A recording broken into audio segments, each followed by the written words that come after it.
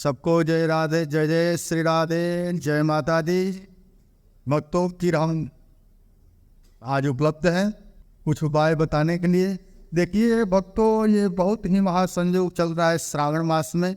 और श्रावण मास में और किसी भी मास में, श्रावण मास में तो इस उपाय को करें। किसी भी मास में किसी विद्वान वैदिक ज्योतिषी से आप सलाह लेकर के शिववास हो उस दिन। और ये श्रावण मास जो चल रहा है, इसमें अगर आपके परिवार में कलह उत्पन्न है, भाई से भाई, पति पत्नी, किसी में किसी का मेल ना हो, किसी से पटता ना हो, संबंध अच्छा ना हो, विवाह के समय बिछोह हो जाना, विवाह संपन्न होने के बाद एक दूसरे से प्रेम में कमी आ जाना, दूसरे के प्रति भाई से भाई में कलह उत्पन्न हो जाना, बिना बात का ही झगड़ा उत्पन्न हो जाना, यानी बात चर्चा चल रही है, बात का कोई अर्थ नहीं और बहुत बड़ी बात हो गई, परिवार में कलह उत्पन्न हो जाता है। अनेकों प्रकार के कलह है,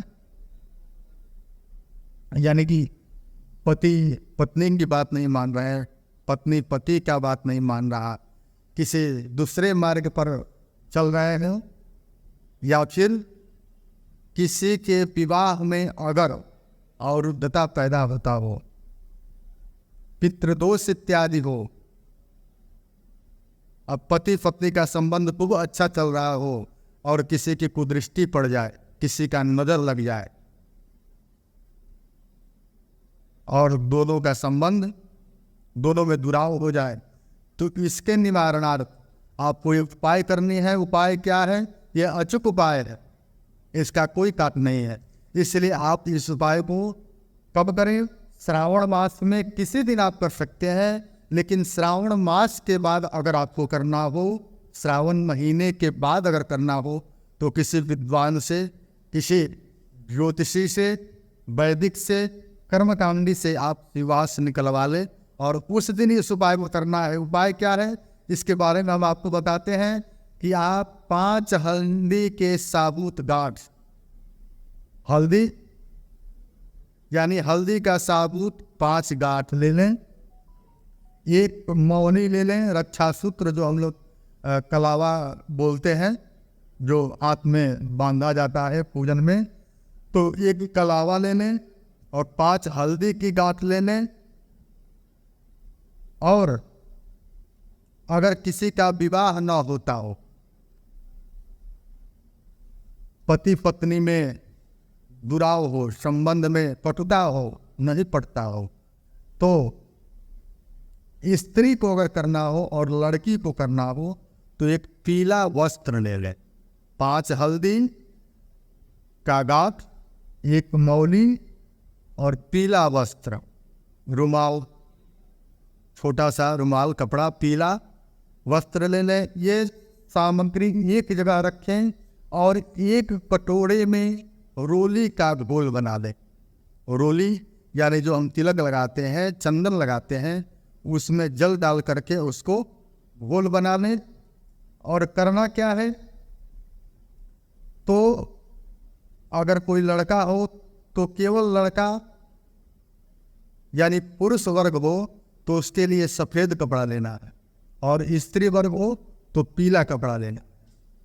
और इसमें करना क्या है कि 5 हल्दी के गांठ को ऐसे कर लें, जैसे ऐसे कर लें। हल्दी के गांठ को लेफ्ट हैंड से यानी बाएं हाथ में हल्दी को गांठ ले लें और रोनी से गोल बना करके, और अनामिका अंगुली, अनामिका अंगुली यानी इस अंगुली के बाद जो है अनामिका अंगुली आता है, जिसमें हम पवित्री धारण करते हैं। अनामिका अंगुली से रोली लें और उस हल्दी के गांठ पर एक गांठ लें और एक गांठ पर लिखें पितृदोष। पितृदोष, एक गांठ पर क्या लिखें तो पितृदोष। उस हल्दी के प्रथम गांठ पर लिखें पितृदोष, उसको फिर हम रखें, फिर दूसरा गांठ लें और दूसरे गांठ पे क्या लिखना है? मंगल दोष। दूसरे गांठ पे क्या लिखना है? मंगल दोष। मंगल दोष लिखने के बाद फिर तीसरा हल्दी का गांठ लें और तीसरे हल्दी के गांठ पे क्या लिखे? तीसरे हल्दी के गांठ पे क्या हम लिखे? तो कुल देवी देवता कृपा। कुल देवी देवता कृपा। तीसरे हल्दी के गांठ पे क्या लिखना है? कुल देवी देवता कृपा। इस चीज को लिखे और फिर इसको रख दें। चौथा गांठ हम ले और चौथे गांठ पर उस रोली से फिर स्पर्श करा के और हम क्या लिखे? नजर दोष। चौथे गांठ पे क्या लिखना है? नजर दोष। फिर उसको रखे। फिर पांचवें गांठ पे अन्य दोष। पांचवें गांठ पे लिखना है अन्य दोष। क्या करना? तो रोली से प्रथम हल्दी के गांठ पे लिखना है पितृदोष। दूसरे हल्दी के गांठ पे रोली से लिखना है मंगल दोष और तीसरे हल्दी के गांठ पे लिखना है कुल देवी देवता दोष। तीसरे हल्दी के गांठ पे रोली से लिखना है अनामिका अंगुली से कुल देवी देवता दोष लिखे या कुल देवी देवता कृपा। कुल देवी देवता कृपा। और चौथे हल्दी के गांठ पे लिखना है नजर दोष और पांचवें हल्दी के गांठ पे लिखना है अन्य दोष। ये लिखने के बाद पांचों हल्दी को एक में कर लें। ऐसे 5 हल्दी को ऐसे बनाएं और उसमें मौली का 7 फेरा लगाएं। मौली यानी रक्षा सूत्र रखते हैं जो गलावा, उसमें से 5 फेरा लगाएं, 7 फेरा लगाएं।